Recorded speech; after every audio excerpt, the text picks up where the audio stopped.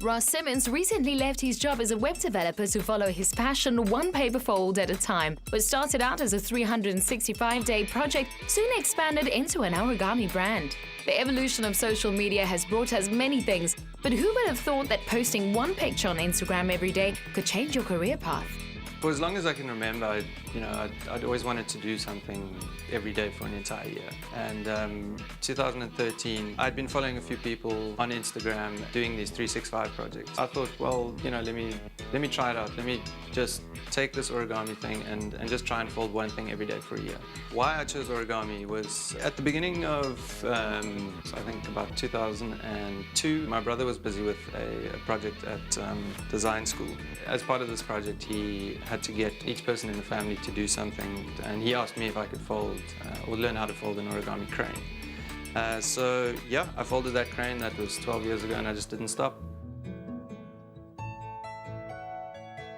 The photos that I take of the origami, I try and make them look as nice as possible, and therefore people start engaging with it. And if it looks good, people are going to like it, and they're going to comment on it, and yeah, that just opens up a bit of conversation. Last September, Instagram published a post about Ross on their blog. His following grew exponentially and currently stands on a whopping 84,000 followers. For Ross, establishing a brand and a business from this project would not have been possible without social media. So how social media has affected the kind of launching of this brand and launching of the project itself.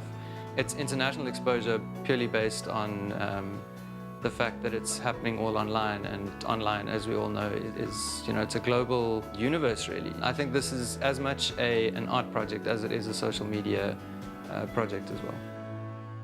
That is some incredibly inspiring stuff. And as we take a look at it, Instagram, one of the most popular and highest rate in terms of growth social media platforms in South Africa, that's grown in 65% in terms of the magnitude of scale there. And Ross is one of the people that has really made use of that on a very good level. I mean, you've been able to form a business. But before we talk about that, how did you get started? 2013 is when you got started with it, right? Yeah, that's when I started on Instagram, and all I ever posted was origami. So at the beginning of 2014, at the beginning of last year, I decided, cool, I was going to post one different origami figure every day for a year. Yeah, that sounds like a very simple idea, but take me through your thinking process when you thought, you've got this brand, White on Rice, that you'd like to grow, and you're an origami artist, right?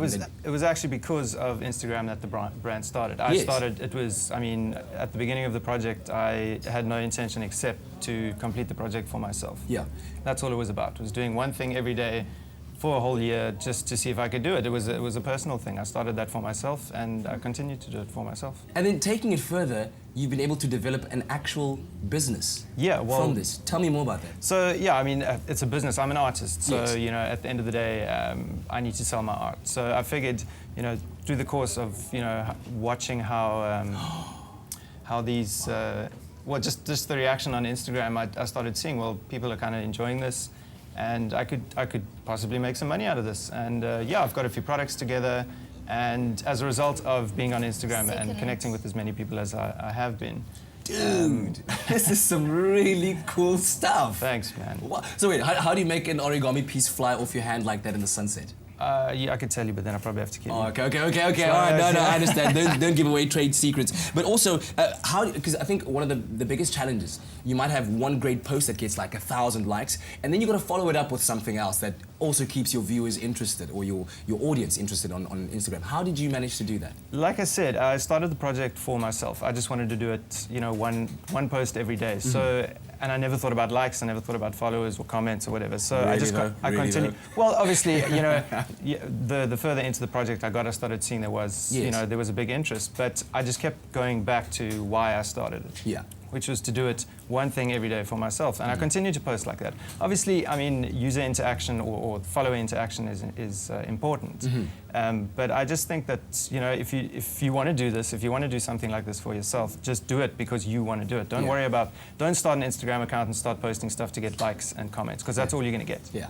So would you say that that's kind of ultimately from an artistic point of view as well? I think when you think about music too, it's all about that source coming from within. You got to be honest about it, and for you, it was the art which you love so much. Totally, and it shines through in a lot of stuff that I do, and you can see on the people that are doing well on Instagram. When I say well, increasing their following. Yeah.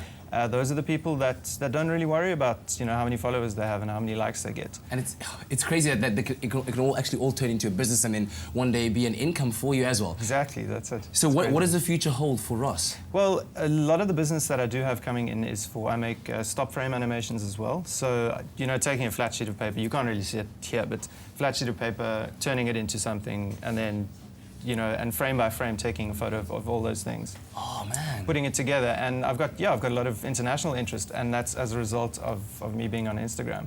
I must admit, locally I haven't really got that much work, but globally it's been quite successful. Well, I'm hoping that after this, a lot more people will follow you. It's at @white_on_rice. That's right, yeah. At @white_on_rice, and you know, to make use of local talent like this man over here, it's really, really incredible. But you were talking about international interest. What are people asking for out there? Generally, because it's all online, and like I said, I make these short little clips for Instagram or for just for social media stuff.